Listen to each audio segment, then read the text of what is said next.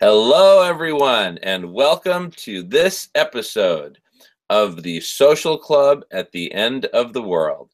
And today we are recording part 3 of an ongoing conversation centered around, but certainly not limited to, Guy McPherson's latest predictions in his 24-minute video that we provide the link to below. And I want to introduce and welcome Adrienne. Adrienne, thank you so much for joining us. Welcome.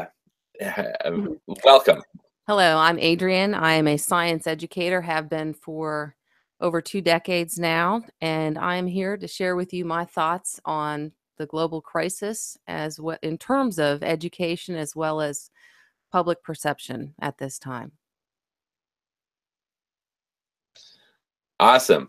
And I just want to point out that Adrienne, we got connected because she commented on a previous video, and I was really impressed with her comment. And I said, hey, love to have you on the program.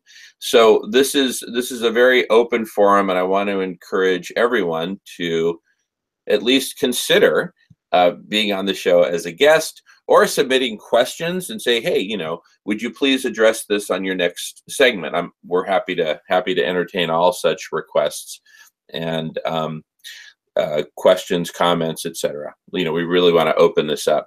So with that, I really open it up. And Dan, welcome back, Dan. Great to see you again. And Doctors Newtopia and Jason are both busy with other commitments today. And Michael is in Thailand on a different, totally whacked out time zone relative to us. So anyway,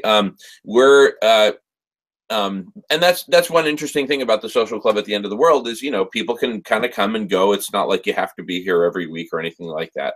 You can be a guest once and never come back, or you can come back from time to time or whatever, or be part of the club ongoing. The more the merrier, as far as I'm concerned, because that's where we really tap into our collective heart and our collective intelligence. So welcome again, Adrienne. So great to have you here.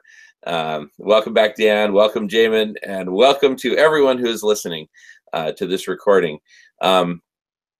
Welcome to the conversation, and what a conversation it is. Do y'all want to jump in and help me kind of recap what we've been discussing, building up till now?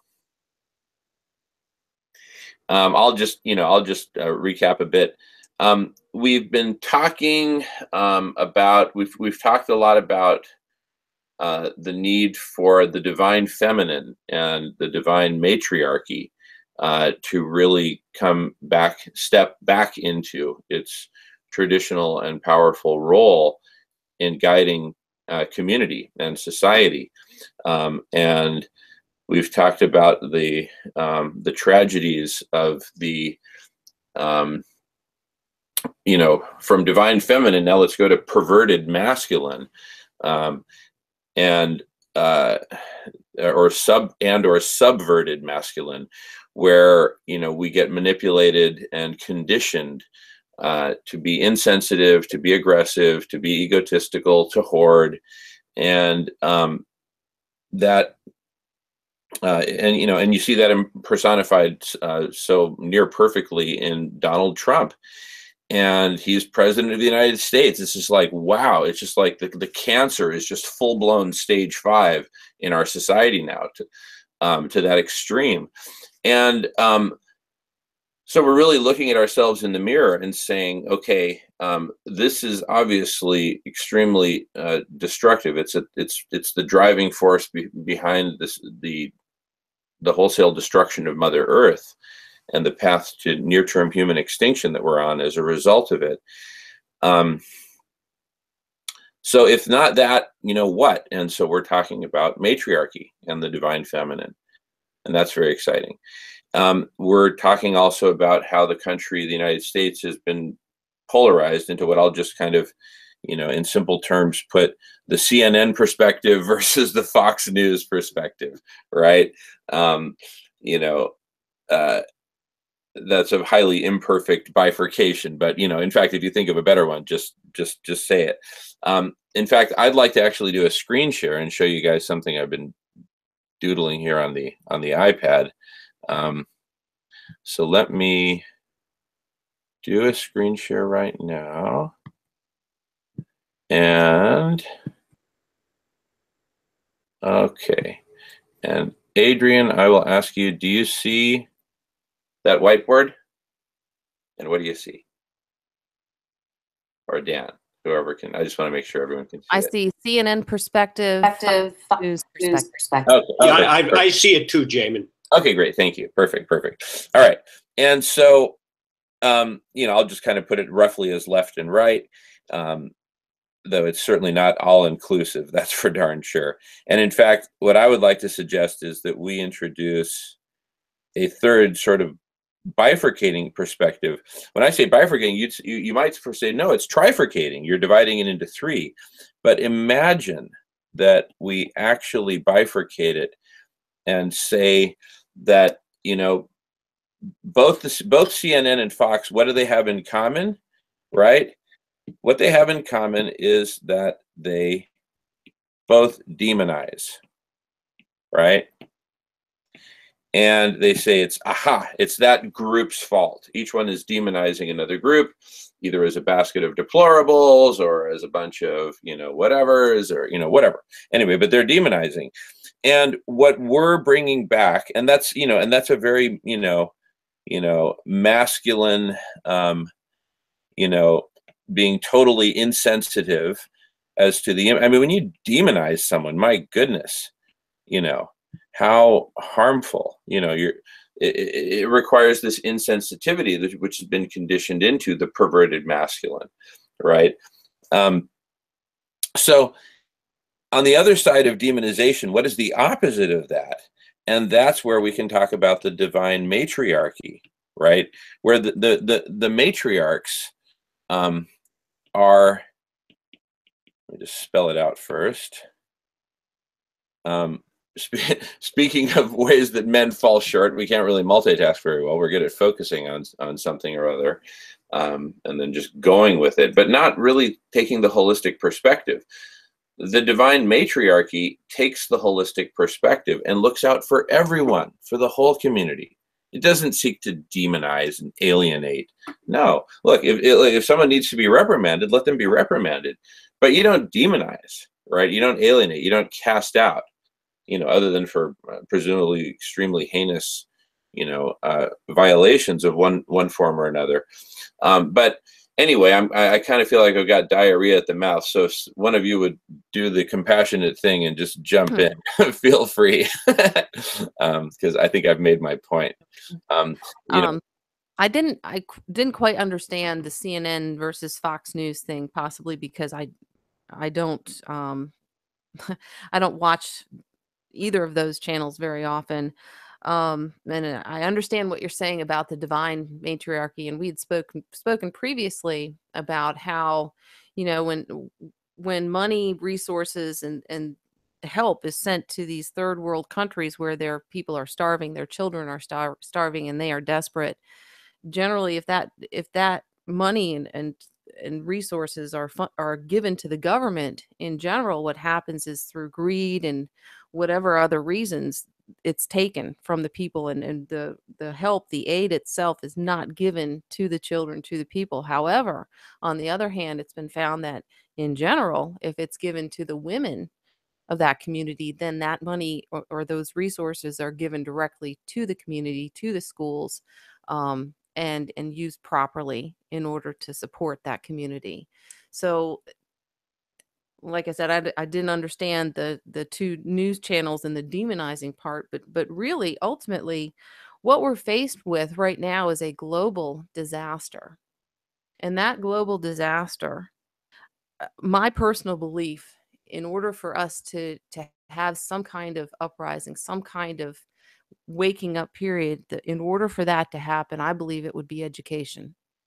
And that's why I was compelled to comment on the last week's video. And that reason was, and it still is, I'm embarrassed to be a science educator. And I'm embarrassed that I was not able to get this information or get the understanding or the ability for these kids to comprehend or analyze information, data that's given to them. Because in general, look around, the general public, not us sitting here, probably not even the people who are curious enough to watch this video. I truly believe that it's the fact that we have a public in the United States that might have knowledge maybe at the middle school level. Even worse, possibly even the elementary school level. And what I see is, I see that people don't have an understanding of just basic science. Let's start with just the very first thing. The very first thing, we are a water planet. 70% of our planet is oceans, if not a little bit more. We also have to have a basic understanding of the ocean and the atmosphere in terms of water and the interactions between the two, because water is life. We all know that. We know that that if there are problems with the oceans and the atmosphere, there's a problem with life and ultimately humans as a species. Another problem, people don't seem to have a general understanding of ecology and a general understanding of biodiversity and how important biodiversity is. We all should know, everyone should know, that the organisms at the top of the food chain are the ones that are truly the most vulnerable to extinction. And what we're doing every single year, think about it, we are knocking out these species, organisms that we don't even know exist are being knocked out, extinct. And when the word extinct comes up, I'm hoping that people would think it's forever. You know, so that's another problem that I see. Another basic fundamental idea that people don't seem to understand is the carbon cycle. And with the carbon cycle, truly to us as humans, carbon dioxide is forever. You know, you think about photosynthesis, plants have the ability to take carbon dioxide and water, mix it with sunlight, and magically come out with a simple sugar, carbon in the form of sugar, food for us, or just general food, and oxygen, which we need to breathe. Now, with that, I also see a problem with basic understanding of energy. How is energy? What are the interactions between water and energy? What's the difference between how water absorbs energy versus how land absorbs energy versus how ice absorbs energy, and so on and so forth? There are so many different things that could be talked about on this subject. And this, I realized recently after I started following Guy McPherson and seeing these videos, my idea was that, hey, we've got maybe 50 years to take care of this. And now, as someone who has been following this since the 90s, now I'm realizing this is much closer than we think it is. And it's much more dire than we think it is. And I'm very angry that I was not able to give out information to my students, this information that they're going to need to live, if they even get that chance to be able to stand up and do something about it. If we even get that chance to stand up and do something about it. Okay, I have more to say, but I'm gonna calm down. Yeah. So kind of picking up on what you were saying, Adrienne. And great comment. I don't know. Yeah, but I just wanted to mention those were. I love everything you said. Back to you, Dan. Sorry, I just wanted to high five. Yeah. So kind of building on the issue of the ignorance of the public, and you know, to me, at this point in time, because the situation is so dire, it's not realistic to quickly get people educated the way they should have been through the school system. But I don't think that it's that hard to understand, for example, the issue of the Arctic meltdown and the methane release. So, for example, most people could understand that as the concentration of greenhouse gases increases, the average global temperature rises.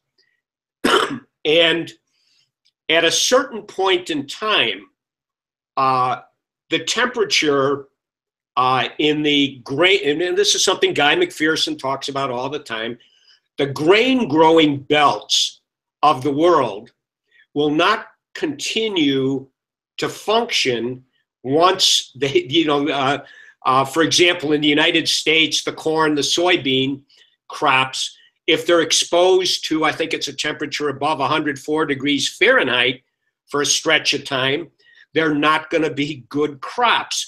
And if you ever get to that point where that's going to be the norm in the summer, then you're going to quickly go to starvation. Now, people can understand things like, I think photosynthesis at a certain temperature doesn't operate, and it's not that high up there.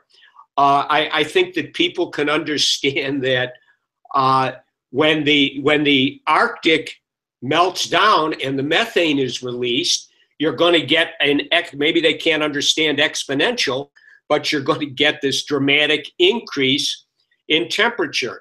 And I think people with Guy McPherson always brings it up, the wet bulb temperature concept. At a certain combination of a temperature, and I think it's around 95 Fahrenheit and 100% humidity, you're dead. You can't live like that. And I think people can understand that, and they can assimilate it. But in order for that to happen, we can't have something like Al Gore coming out with his new movie. And people take him as this big elite authority figure. And the problem is he didn't discuss the methane release.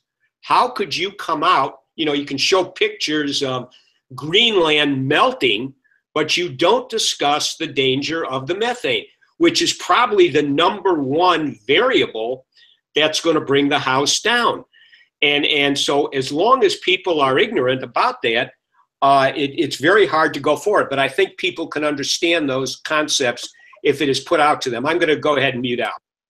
Right. And you know what? I really like what you said about that. And it reminded me that I didn't speak about the entire carbon cycle. I talked about photosynthesis, but let's look at the opposite side, respiration. You're taking this carbon in the form of sugar, you're taking it in, getting energy from it, and then breathing it out in the form of carbon dioxide, right? So now we also can think of carbon in terms of hydrocarbons that have been locked away for goodness knows how long. You take that, and that can also be used for energy, a large amount of energy. Methane, the hydrocarbons, natural gas, all of these, well, those things, gasoline, coal, all of those things are energy dense, and you can just light them up and get a huge amount of energy in a short amount of time and give off a huge amount of CO2. Now, another thing is that methane, with this methane release, I was not aware of this. Well, I was aware of this, but I didn't know how big it would be until I saw the permafrost was starting to melt, and understand that the permafrost melts and we've got the methane deposits not only under there, but also under the ocean. I believe, and I'm not 100% sure, but I do believe that I read that caused the Permian extinction. I'd have to go back to my notes and look on that. But anyway, methane itself is much stronger greenhouse gas than just CO2. So we're in for even more trouble then. It's just escalating. And in terms of education, there are so many different avenues that we could take. If I sat down and wanted to write a lesson plan on all of these different aspects, it would be very difficult to do. Very difficult to do, because it's an intertwined web, just like biodiversity, our ecology is very intertwined.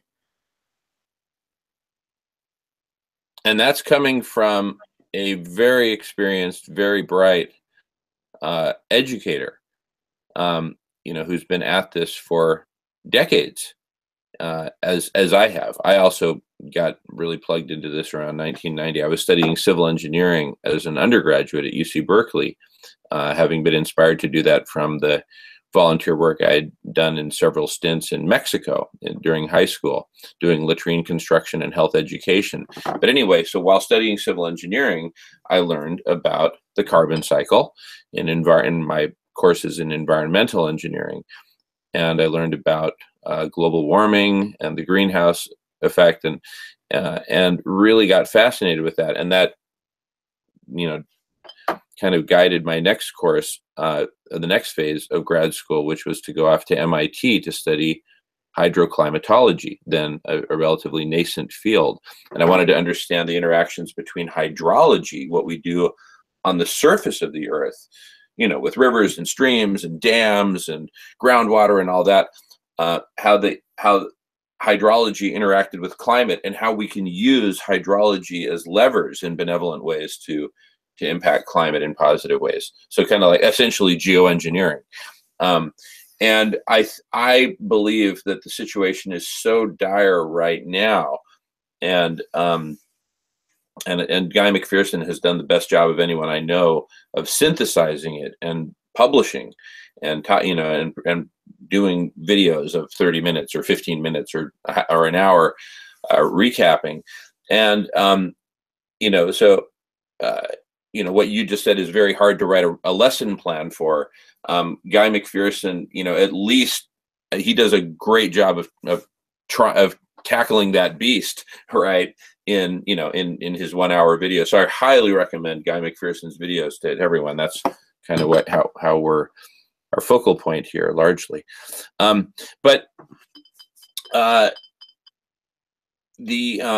believe that the situation is so dire that we need to apply geoengineering, broadly speaking, as a sort of a CPR, emergency CPR. I often make the analogy of, the guy who's riding his 10-speed bike and wham, gets clobbered by a truck. He's got a whole bunch of physical problems, but most urgently, the dude's not breathing, right? So let's not worry about setting his bones for the moment. Let's get him breathing again. And then we can start to deal with all these other problems, right? For our planet, getting us breathing again means getting us off of this death spiral that we're in, where we're just about to go over the cliff, Thelma and Louise style, if we haven't already. And we need to cool the Arctic and refreeze the Arctic and shade the Arctic artificially by whatever means. That's CPR, because if we let the runaway train continue to run away, I think it's curtain for us in maybe a year or less, a year or so, or a year or less. When Guy McPherson said most of us probably have weeks to months to live at this point, I don't think that was too much of an exaggeration, because that's the nature of exponential phenomena. And this is an exponential Thelma and Louise moment. So anyway, I've got lots more to say about that, but let me go on mute, because I've kind of gone on for a while here. Thank you. Thank you. Yeah, I'll jump in and pick it up. So if time is very, very limited, if it is just a matter of a year before we get to a runaway dystopian point, or there's 10 years or whatever time, we do have to keep in mind that the longer, when some climate scientists come out and they say things will get really bad, a la Guy McPherson, but that won't happen till 2050, 2070, 2100, 2200. This creates that psychological distancing, the same kind of problem when you have these jet planes dropping bombs. You get that kind of a distancing. You don't have a sense of what you're doing. So if we have a limited amount of time and we need a tremendous amount of money to be put into geoengineering projects other than probably solar radiation management, we do need to get the money and get the will, the socio-political will to be able to move it forward. And I think, when I hear Michael Mann, one of the, he's probably the #1 establishment climate scientist who's going to go on, the media, he seems to project kind of the idea that we have to be really careful because we don't want to cause the population to go into a despairing state. And I think that it's not likely to happen.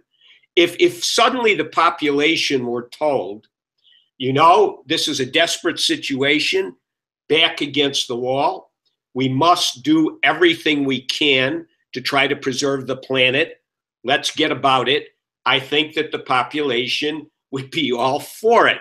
And I don't think that people would have massive nervous breakdowns, etc. But this seems to be a concept that human beings do not have the resiliency to deal with this dire situation. And I go back to, you know, some of the research I've been doing with the military. You know, in World War II, the thought was we're going to firebomb, carpet bomb these German cities, cause tremendous, tremendous distress to these civilian populations. They'll have massive breakdowns and will not be able to function. That did not happen. After the initial shock from the bombings, people regrouped, became resilient, and survived and do what they can. So I think that Michael Mann and this kind of a way of understanding things, that we have to be really careful about not alarming the public. It's a tremendous disservice. What we need is people like Michael Mann and other climate scientists, some of whom, you know, Peter Wadham's in a very modulated voice is pretty near to Guy McPherson's position. He just says, we either got to do the geoengineering stuff or we're going to get Guy McPherson very soon. And then he says, and I assume that at a certain point of desperation, that's what will happen. But the way it is right now, where we have, and I just want to do one more little connection of the dots, going back to the CNN Fox News narrative problem, where we have these dual narratives which keep everybody hostile. Everybody's at everybody's throats over things like Trump and, you know, Hillary and etc. And this is a huge distraction from the real issues. And we do not see in either of those narratives discussion about abrupt climate change and how desperate things are. And so I just think that people have to be able to come to an understanding that time may be extremely short. You need to try to look at things, but of course, if they're not getting the information, if you can't get the information to the people, then they're going to remain ignorant. And I think the vast majority of the population believes that, yes, there are some climate change problems. You know, I mean, in informal conversations I have with people, you know, somebody will say, yeah, I think we've really effed up the planet. You know, that seems pretty clear. There's kind of a sense that things are not very good, but it's not in a conceptual framework that is really going to be very productive. And so if we can't get the news media, which, you know, controls so much of consciousness, to discuss this stuff, it's a real problem. And just a final point, you look at Donald Trump and the people who he's put in power, and they, you know, I think I saw something today where they're no longer going to allow on their websites such things as words like, you know, best evidence or these kinds of things to even be discussed. If you look at Donald Trump, just using him as a representative of a lot of people, if he believes that we really don't have an a problem that's dire, that it's you know, Chinese hoax, or it's just basically a strategy of the Chinese to try to get an economic advantage over Americans. And this is what he actually believes. People like that will not let their beliefs go very easily. They don't even understand really what it kind of means. Or you can look at Donald Trump as somebody who does maybe understand what is going on. And, you know, as a lot of people suggest these days, that, you know, maybe in Donald Trump's mind and many of the wealthy elites, the best way to go at this point is to let climate change, abrupt climate change, go ahead and depopulate the planet. And then through various means, a small number of people will be able to survive, reemerge from the expensive underground bunkers, etc. And the thing is, these are things which need to be discussed and talked about. And I guess where my main frustration is, I don't really know how to get the, you know, kind of herd-like population awake and aware. I'm going to sign off. I'm going to go ahead and mute out. Real quick, I just want to comment on one or two things there. You were speaking about panic, and I respectfully disagree with that. You said that, you know, after the nuclear bombings that people came together and flourished. But initially, at least initially, I think that what we saw happen with Hurricane Katrina, martial law coming out, looting, those kind of things. I believe that Americans will respond that way initially if there is a sheer panic. We we have a lot to worry about regarding that. That's just my personal opinion. I do agree with, you know, with what you said. I'm sure that people did eventually come together and help each other and you know, rebuild. But when we had that natural disaster, it was just sheer panic, and it was craziness. And I couldn't believe what I was seeing on the television. I can't even imagine what was not shown on television or reported to the media or reported through the media. The other one is information. Please believe me, I did try to share with my students information, and as a scientist, I wanted to train them as scientists. And here's what I did. It's simple experiments, as simple as, okay, here's ice and water in a beaker, and here is a hot plate that has a standard amount of heat coming from it. Here's a thermometer, 30 seconds, and see what happens. And what they saw happen, obviously, is, you know, once the ice melted, then all of a sudden the temperature was going up, right? So that's just one thing. And another one was, okay, let's take some clear balloons, put some thermometers in them. One of them will put carbon dioxide. The other one, we've got some methane here. And then another one, we've got, just for kicks, let's put in some helium. And let's go put it outside and see how the temperature changes. In addition to that, you know, I asked them, what would this represent if it were to be the Earth? And, you know, with that, I also showed them just parts, not even the whole thing. I showed them parts of the 11th hour. And as a result of me doing that, those simple experiments with high school students, simple experiments, and with showing the parts of the 11th hour, I was told that I was scaring the children. We're past the point now. I believe that we are past the point now where we have to worry about scaring them. They need to get the facts. The public needs to get the facts. They need to have an understanding that we are truly in a situation where, yes, it does affect us. And to say, oh, this is going to affect us 100 years from now.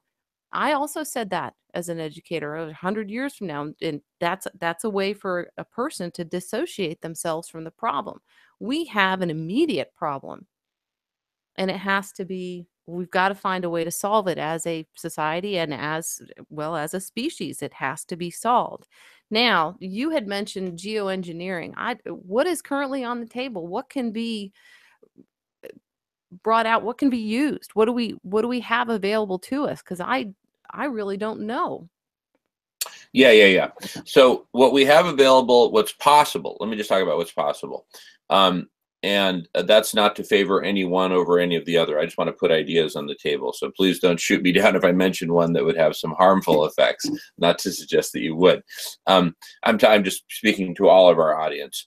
So one of the things that can be done is we could send up fleets of ships up to the Arctic, particularly in the summer months, where it's accumulating the most heat, and spray just massive amounts of seawater in the form of fine particles, right? Creating, essentially an artificial fog, an artificial blanket of fog, which is basically white and quite reflective.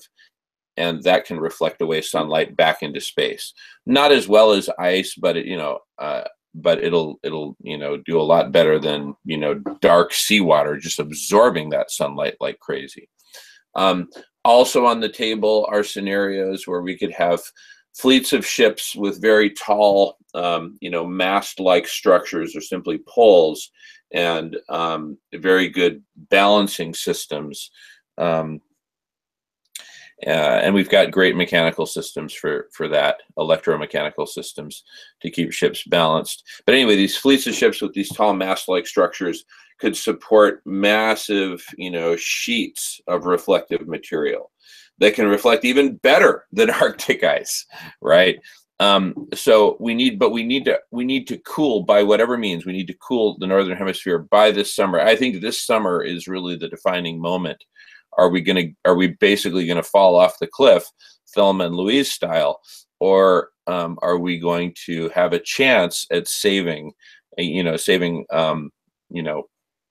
ourselves and more broadly as much of life on Earth as possibly can be saved? So it's absolutely critical that we do all this stuff. But one of the paradoxes is, to get to that point where we can actually do all this stuff, we need a society that is more or less functional. And when I say a society that's more or less functional, I literally mean a society where we're grappling with this reality. It's like we've got this, metaphorically, we've got this asteroid just hurtling towards Mother Earth. And the vast majority of society, like 99.99% of people, don't see it that way. Even the Al Gore camp doesn't see it that way. They still think that if we can just get enough solar panels on enough roofs and enough people driving Priuses and Teslas, then, everything will be fine. And they couldn't be more misguided. The situation is literally as urgent as a giant asteroid hurtling towards Earth. And can we, knock it off its present course? I believe we can, and I've got a lot more to say about that. But one of the things that I wanted to say is that in order to really get in the game and on the court about talking about how we might save some portion of life on Earth, I believe we need to look at it holistically. And again, back to the divine matriarchy, we need to look at it holistically, all aspects. And that includes transforming human culture and transforming human politics along with it, transforming male-female relations, transforming so many aspects of our culture. We need a radical transformation, and it needs to happen very, very quickly. And I believe that we're not capable of bringing on that magnitude of a transformation with our current levels of intelligence. And so I believe that we need a boost, a major boost in our levels of collective intelligence. And that's why I spend most of my time these days architecting and building the platforms for collective intelligence, notably howtochangetheworld.org, radish.org, and the holistic global model, the holistic global modeling efforts.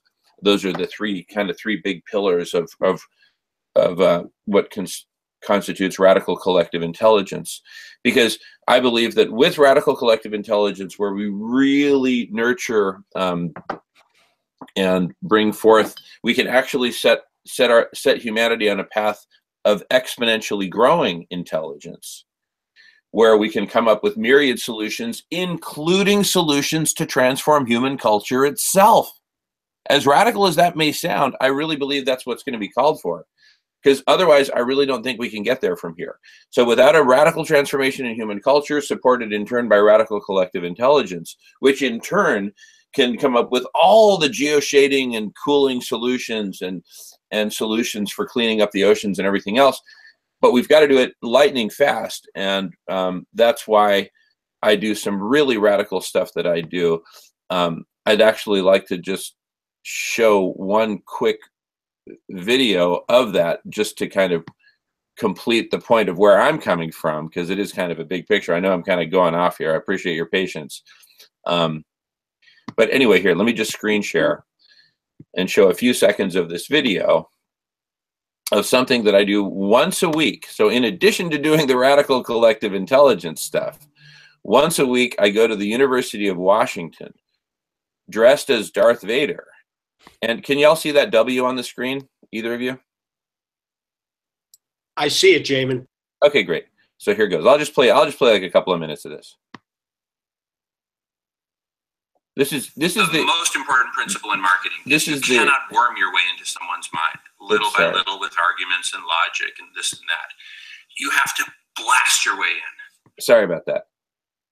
Got messed up the screen there. Anyway, this is University of Washington, and this video is produced by their newspaper, the University of Washington Daily, which actually comes out every other day. The most important principle in marketing is you cannot worm your way into someone's mind, little by little, with arguments and logic and this and that. You have to blast your way in. And so I am blasting my way into people's minds with the Darth Vader costume, with the lightsaber, with the provocative songs. That's why. So the song is based on the classic Georgie Girl, the 1967 classic from the Seekers, the Australian brand. We've transformed it to New Washington, and feel free to dance. Ow!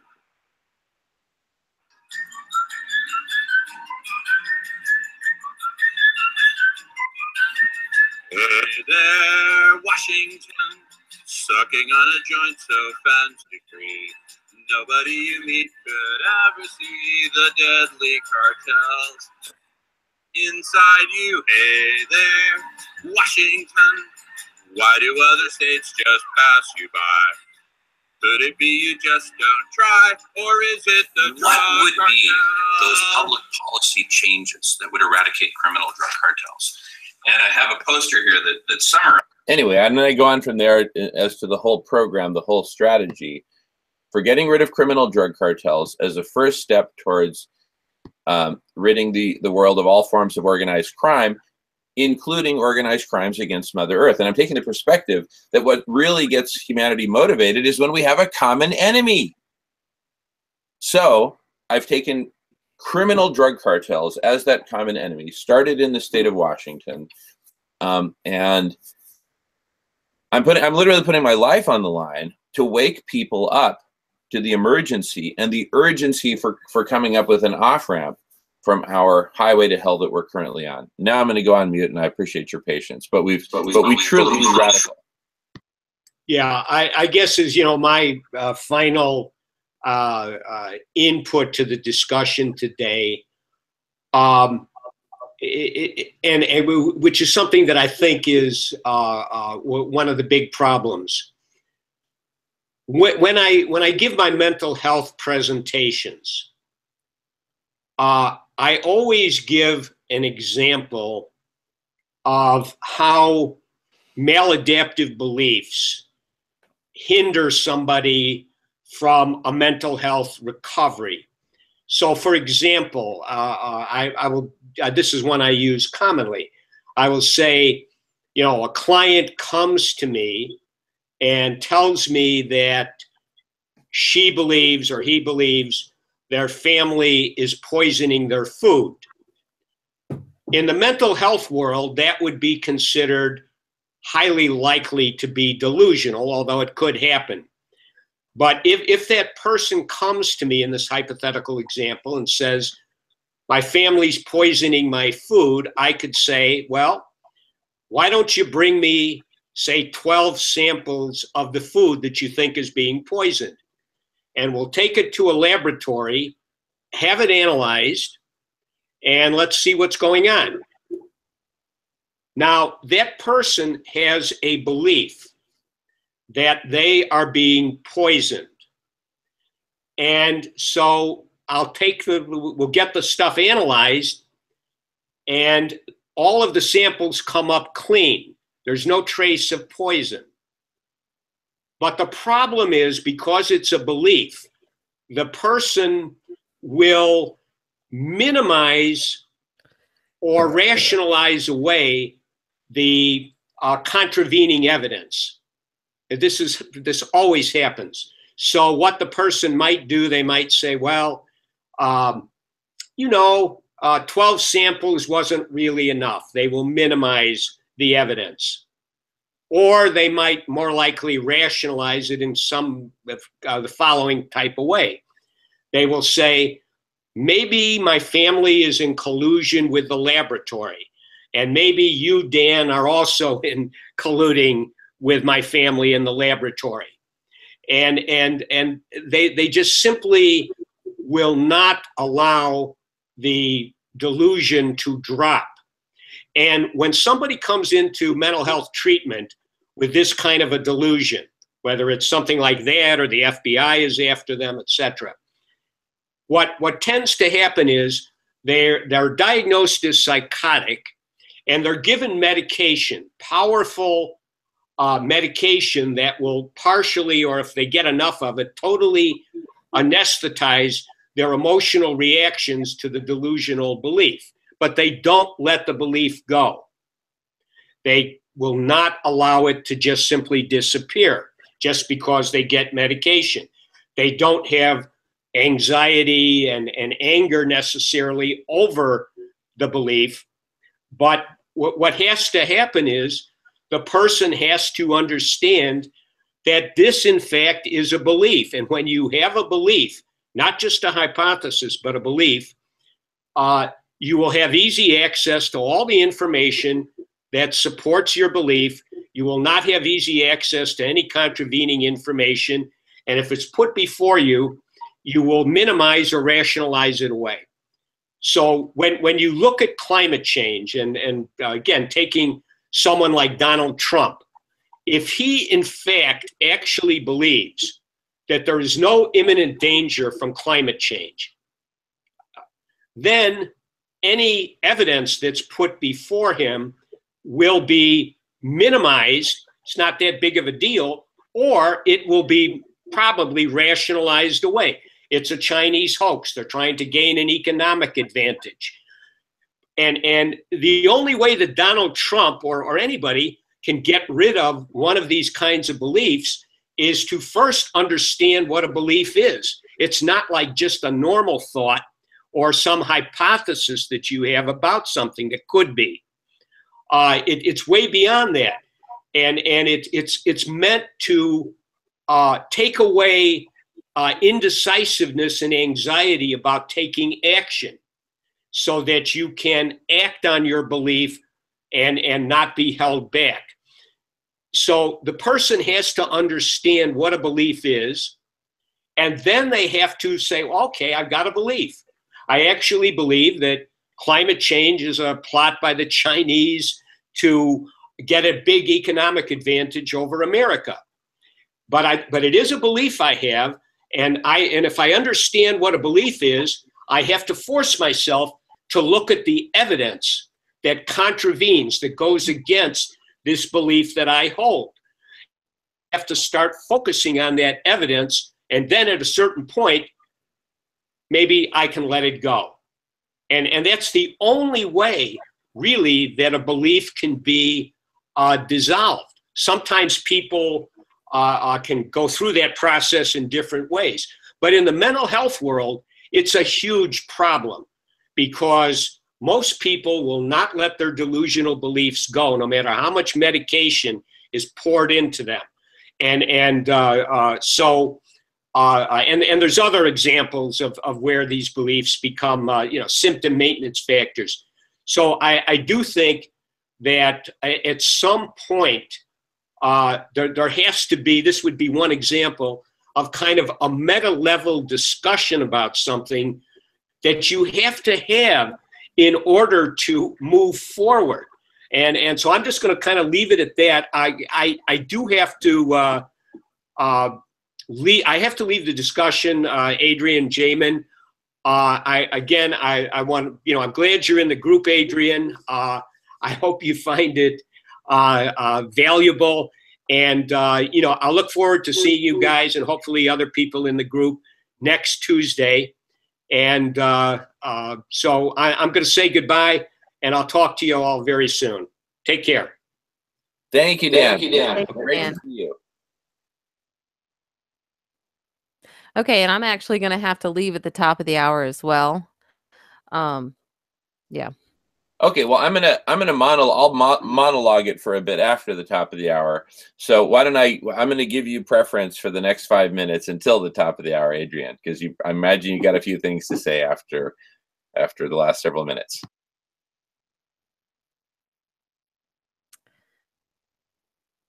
Not at the moment. Not at the moment. I just want to thank you for allowing me to be here and be a part of this.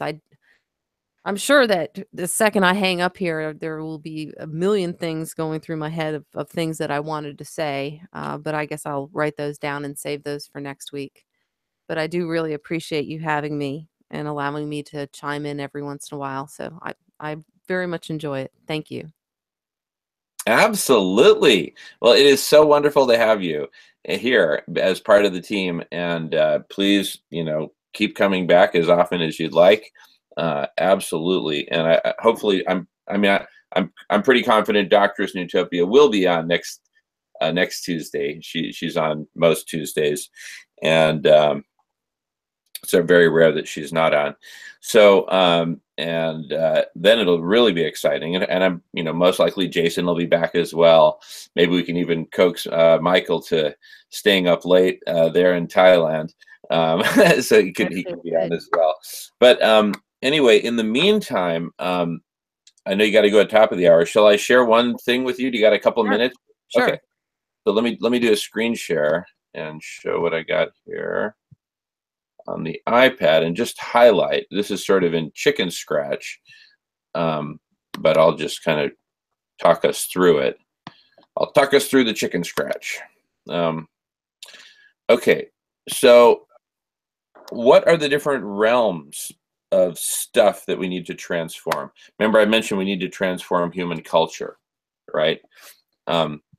So that's really at the root of that undergirds our politics, our economics, and our entire set of living arrangements, as Guy McPherson says.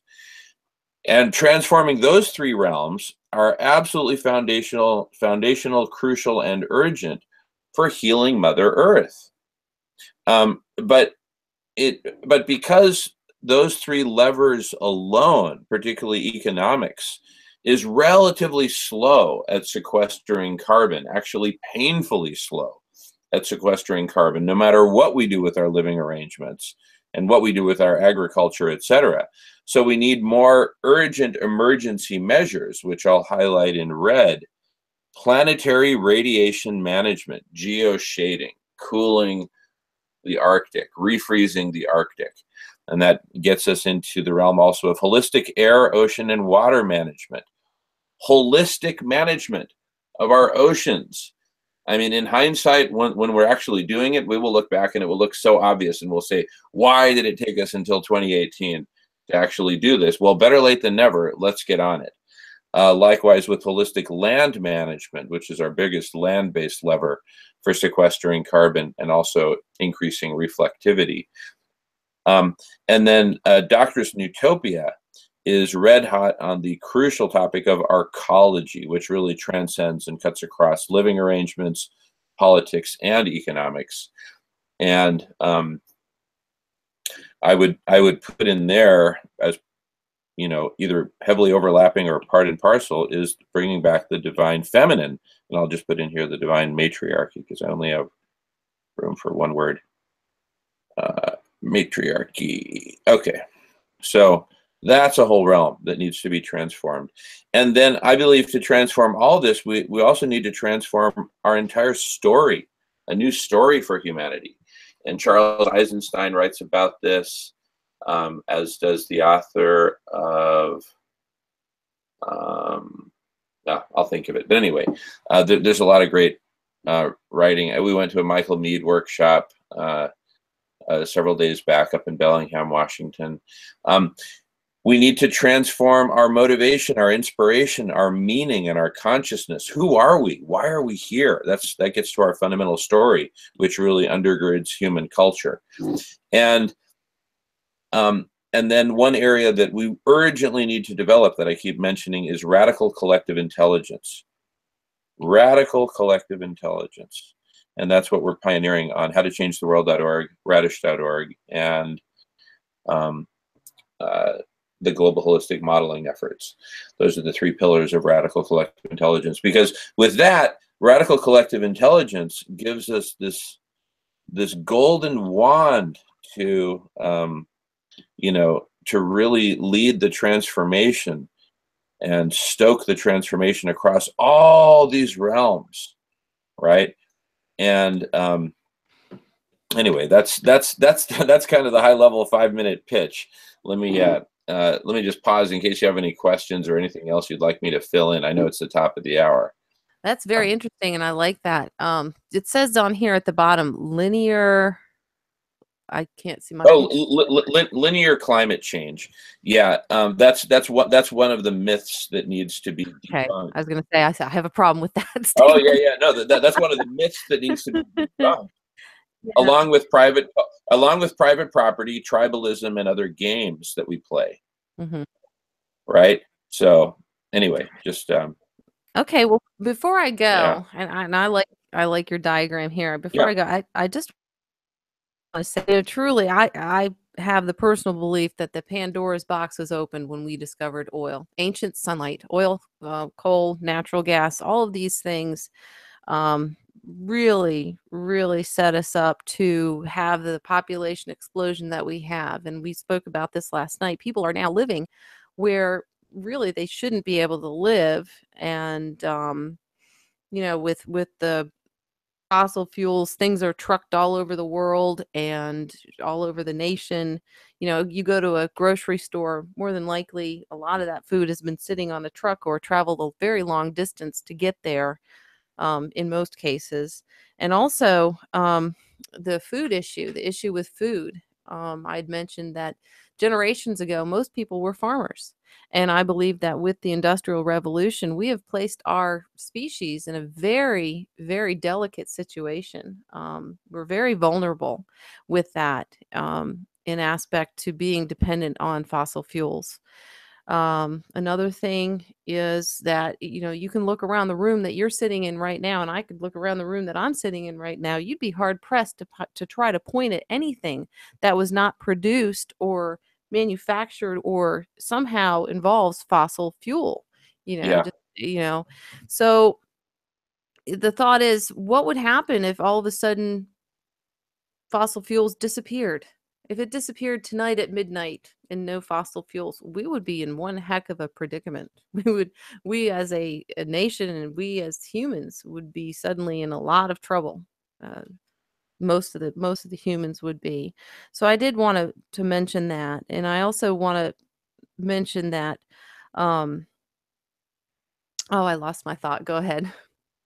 Oh no, you're doing great. My goodness, we're I actually believe we're that we're in that dire death spiral right now, and that we need either one giant miracle or more likely a series of miracles to pull us out of it. And I really believe that radical collective intelligence has the potential to precisely be that miracle making machine that can generate those miracles. That's my radical belief, and I'm sticking to it. And and after you drop off, I'll go for a few more minutes and kind of complete, my whole narrative on that, so you can watch that later. Yeah, I look forward to that. And you call this a radical belief. It's probably what has to be done. And what strikes fear in me is the fact that what has to happen in order for a collective consciousness to take place. What is going to have to happen? And the reasons that I can think of are very scary, very frightening. In order for our entire population to stand up and say, we've got to do something, we've got to do something now. What do you feel personally? What probability do we have of that actually happening within this year? Yeah. I give it about a 98% probability, and here's why. Because what humanity needs to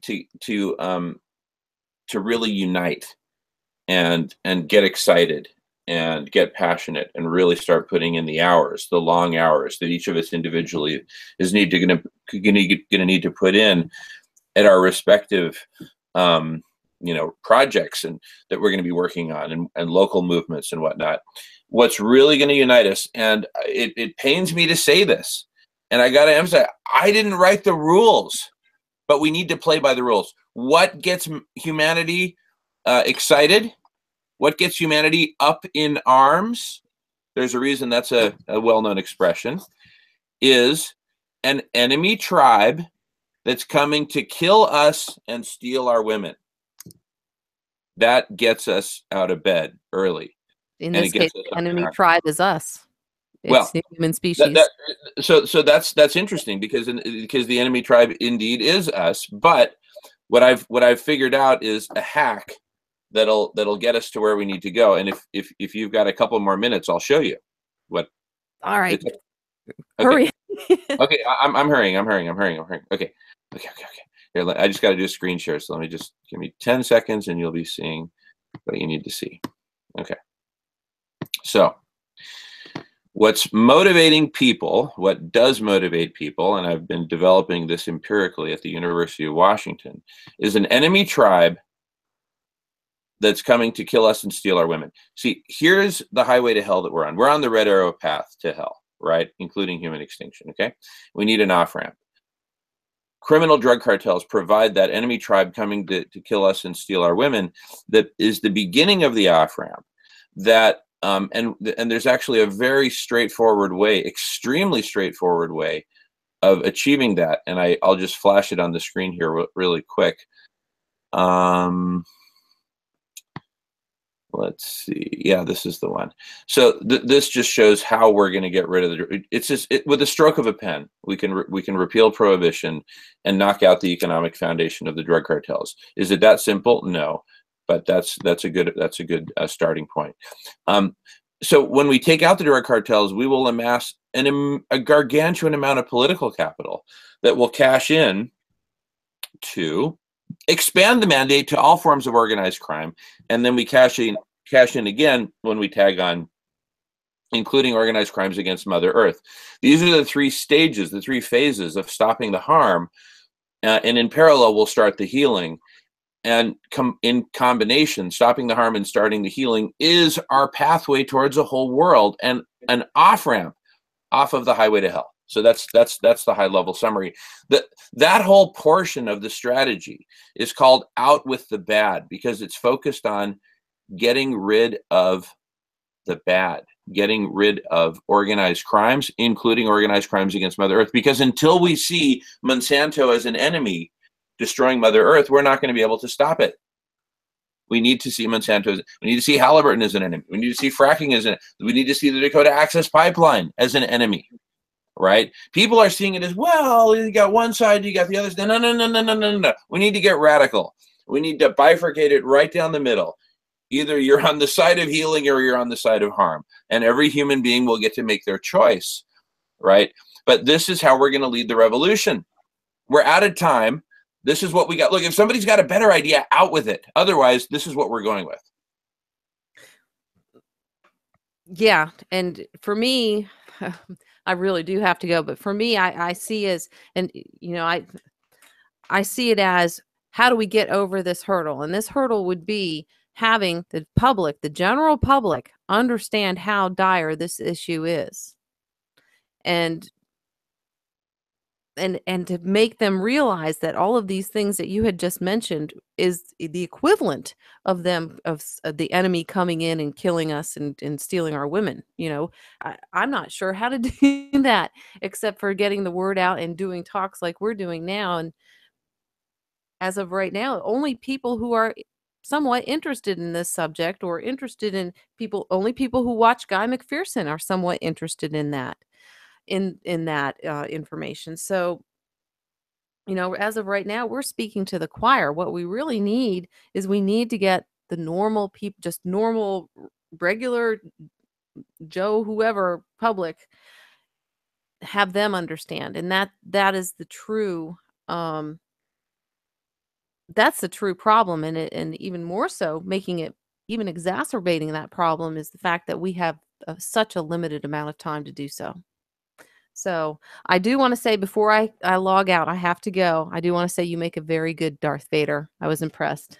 And good singing too. Oh, thank you. Thank you, Adrienne. Thank you so much. That's actually the key for how we get the general public. We got to entertain them. And that's why I spend 10 hours every week, one full long day. Believe me, it's a long day at the University of Washington, singing and dancing all these provocative songs. One of the latest ones I added to the roster is "We'll Cut You Down. You won't get up again, so you better get out of town. We'll cut you down. You won't get up again, so you better get out of town. Criminal drug cartels." Do they pay you for this? Do you get tipped for it? One guy actually gave me $1 once. I tried to give it back. He said, no, take it. I want you to keep doing what you're doing. And but the rewards I get are much greater than any kind of money they could throw at me. And which is that we're waking people up and people are jumping into the conversation, and it's terrifying. This is absolutely terrifying.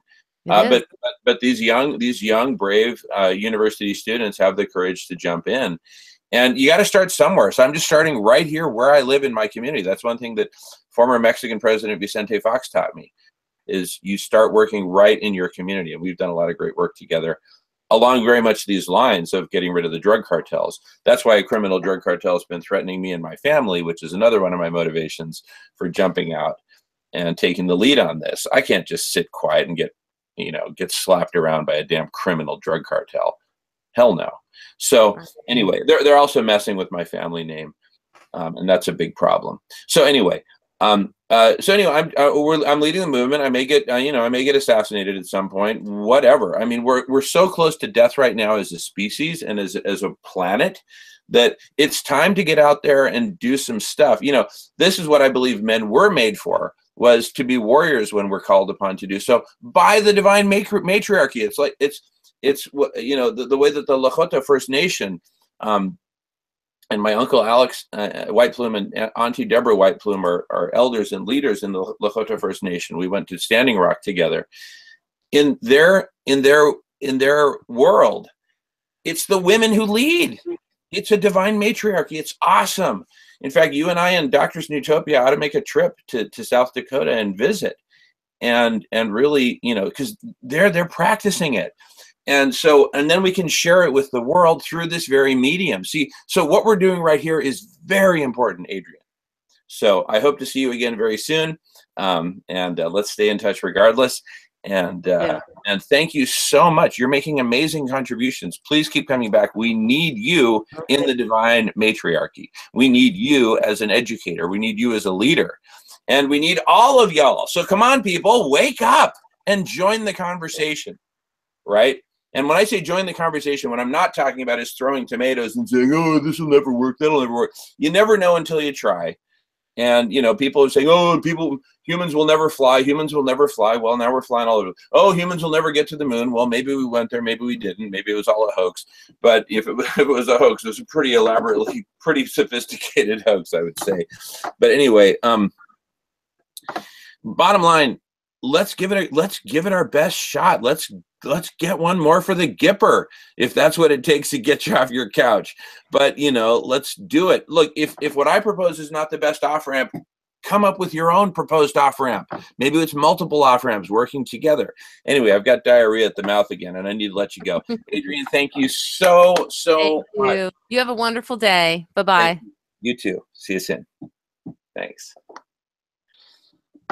All righty. Now I've got my bully pulpit at Piccadilly Circus or wherever it is where people do all that free speech stuff. So let me now proceed to kind of the bigger picture stuff I was talking about. So I'm going to do another screen share here.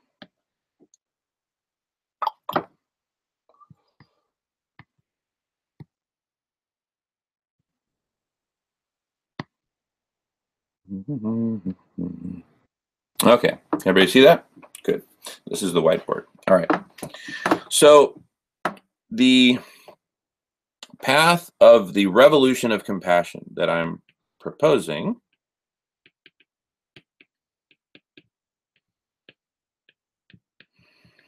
all right. The revolution of compassion has really 3 pillars. And kind of at the bottom or the base supporting it all is radical collective intelligence, as we discuss on howtochangetheworld.org and radish.org. Okay. And that's what I talked about in terms of all those different realms in which we need to transform. And anyway, there's lots to say about radical collective intelligence. It's pretty exciting stuff. And then the other 2 realms, one is I call out with the bad. And that's the one where, you know, I show that, hey, we're on this highway to hell. We're going down. We need an off-ramp. What might that off-ramp look like? And that's where, you know, we start with the cartels and go from there, right? And then, you know, stop the harm, start the healing, you know, all that. And actually the starting the healing, that takes us into, that's the bridge to the third and final pillar, which is in with the good. Okay, in with the good. All right. So what do I mean by in with the good? Let me just show these as 3 pillars. In with the good, one key part of it is community cafes, making food a basic human right. That'll help keep us together, keep us from coming apart at the seams, supported in turn by holistic land management and generally CCC, certified compassionate companies, and certified compassionate practices in the economy, in agriculture, in fishing, in mining, in transportation, and you name the industry, all industries. So transforming our global economy into a compassionate economy. And what's one of the things that's fascinating is that both of these, both community cafes and compassionate economy, provide a bridge from our current economic system to the new radically different model that we need to co-create.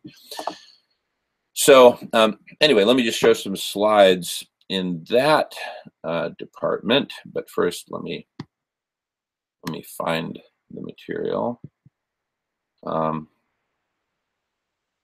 Just bear with me a moment, please. So I'm going to talk about in with the good. All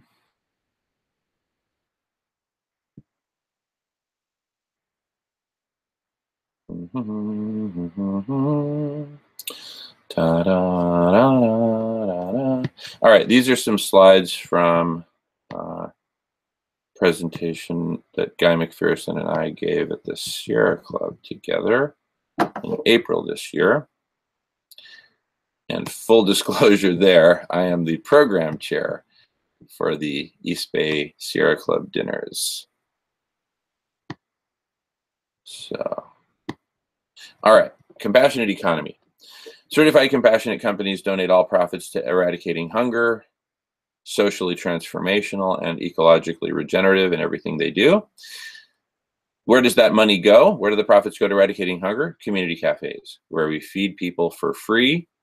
We make basic need. We're making basic human needs basic human rights. So free food for all, nutritious food that is also sourced regeneratively. And we'll talk more about that in a moment. So ending hunger through community cafes and other platforms is the key pillar of the Hungerless Games, which becomes a global movement. More and more people want to buy compassionate and certified compassionate CCC. That we get more and more market share for the compassionate economy, more and more money funds, more and more community cafes, more and more people are eating, more and more people are being part of healthy communities now. And the company that's taking the lead is none other than Sato Hemp, a pioneering Japanese hemp fashion house led by my brother Takuya Sato, who I had a great sushi dinner with last night. He leads the hemp industry in Japan, and it's a multi-generational thing. The Sato family goes back many, many generations of hemp farming. So my brother Takuya Sato is the hemperor of Japan. The hemperor of Japan, and what a leader. And we've worked together so many late nights on coming up with the new level of thinking that Einstein postulated that we needed, which is radical collective intelligence. In its simplest terms, just think about like we're connecting batteries together. And the more batteries you connect, the brighter the light bulb of intelligence burns. And so here we are, the Radish team and Sato Hemp on a retreat out at Mount Fuji, the base of Mount Fuji at the hot springs out there. And so we said, hey, let's capture that concept with a picture. So here's all the batteries lined up, making the light bulb burn all the brighter. My friend Nathan Mervold, former chief technology officer at Microsoft, says that perspective is worth 30 IQ points. And I agree. But that's the perspective and the IQ within a single cranium. What about the perspective and collective IQ of an entire organization, an entire movement, an entire team, an entire family, any grouping of people working together and talking with each other, sharing? That's how we communicate. So we use extensively the recorded video conferences, such as what we're doing right now. We're gradually going to be on-ramping virtual reality and whatnot. A key part is, I'm just kind of giving a high-level overview. Teleological taxonomies play a key role. What does our world need to be whole? People and planet need to be whole. You can just pause this through if you want to read the slides later. But anyway, so we've got this whole intricate system of analyzing problems, syndromes, planetary needs, and ultimately with a view to coming up with all the solutions that we need. Holistic land management, reversing desertification, sequestering massive amounts of carbon in the process, transforming modes of transportation, we need to decommission the entire nuclear industry. All 440 power plants around the world need to be decommissioned. And ultimately what we're doing is we're building a platform of radical collective intelligence that you can learn more about on howtochangetheworld.org and radish.org. This platform, represented by this blue box, will support a certain degree of actual intelligence, represented by this cartoon brain. And what that actual intelligence will be able to do is a whole bunch of things, including but not limited to coming up with the next generation of the box itself, the V2 of the platform for radical collective intelligence, which in turn will support an even larger collective intelligence, which in turn will come up with an even bigger V3 platform. And it's a runaway train of radical collective intelligence, enabling us to come up with amazing solutions and finally have a dog in the fight of this cosmic game of chicken, which has been brewing, Guy McPherson style abrupt climate change versus radical collective intelligence. So who will win? I don't know, but the sooner we get our dog in the fight, the better our chances. So everyone get on board, jump in, comment, question, volunteer to join this conversation through video conferencing, Social Club at the End of the World. However you need to jump in, but we need everyone in, and we need to get our collective intelligence together. We need to get our act together and figure this out. So back to the big picture that I'm proposing is the three-tiered, three-pillar strategy of out with the bad, starting with criminal drug cartels, but quickly expanding to include all forms of organized crime, including organized crimes against Mother Earth, starting the healing, in with the good, community cafes, regenerative agriculture, a compassionate economy, and both of these supported by the golden wand, the golden hands of radical collective intelligence, which we also got a glimpse at today. So anyway, that's Jamen Shively's, view of the world, how we should do this. There are people who I work with in radical collective intelligence who don't at all want to get involved with the movement I'm leading to rid the world of criminal drug cartels. And I can understand why. It's scary stuff. And there are other folks who I'm working with mainly on community cafes and compassionate economy, but not so much on the other areas. So anyway, basically, if you want to hang with me and roll with me on any of these, it's totally cool. You don't have to, buy the whole platform, particularly the criminal drug cartels. Again, it's a very scary thing. And as one of my recent songs, I say, I might as well sing it for you. Let's end with a song. Why not? This one's in Spanish. Let me get the appropriate background music. Okay. What do we got here? Okay, I got it. All right, everybody ready? Good. The following ad is being condensed for your okay, convenience. so an ad's going to play for a moment. Another ad to get us to buy more stuff. The interface is remarkably intuitive. That's so important.